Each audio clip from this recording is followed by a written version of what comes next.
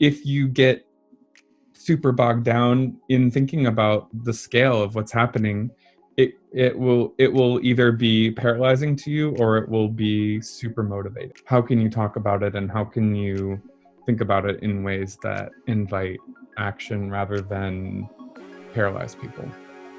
This is the Eco-Anxious Stories MicroPod.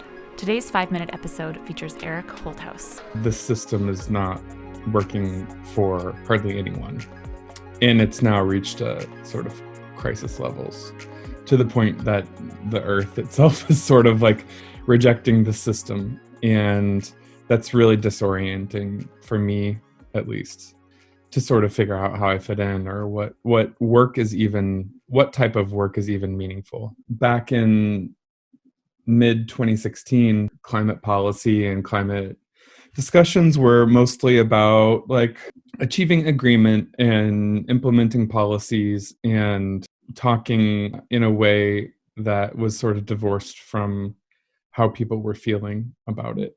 That is absolutely not to say that any of those feelings didn't exist then. They were just not being heard.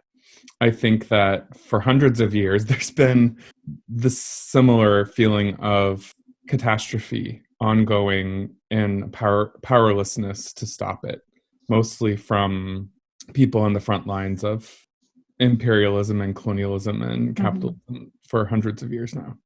So this is not new. What we're feeling right now is absolutely not new. Anyone paying attention, it's obvious that the problem is out of control.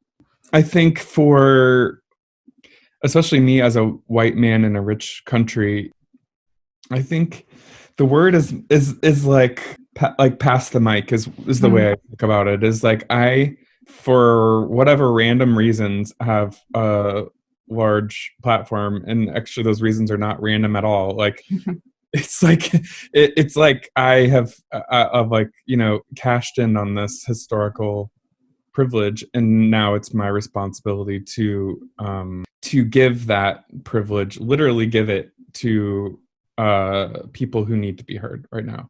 As a storyteller and as a journalist, there are stories that I cannot tell or shouldn't tell.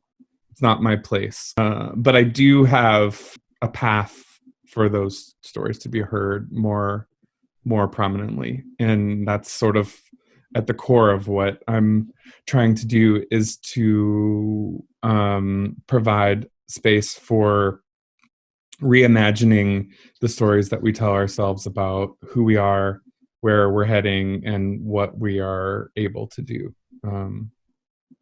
Because too often I think we get locked into this really like destructive line of thinking that, well, not everything is our fault, and so therefore we don't really have to change, and we don't really have a way of directly accessing the system. But then it's like, well, we are the system, and we need to understand that we decide every day to participate in that system. We can do anything we need to do. The future is not written in stone, that none of this is already predetermined. It's all being renegotiated every single day. My motivation is just that it has to be done.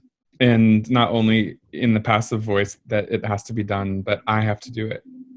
This is the time for people to be revolutionary, just because that's what the times demand of us. And we are alive right now, and there's no one else that's going to do it. So it has to be. There's just really no way around it.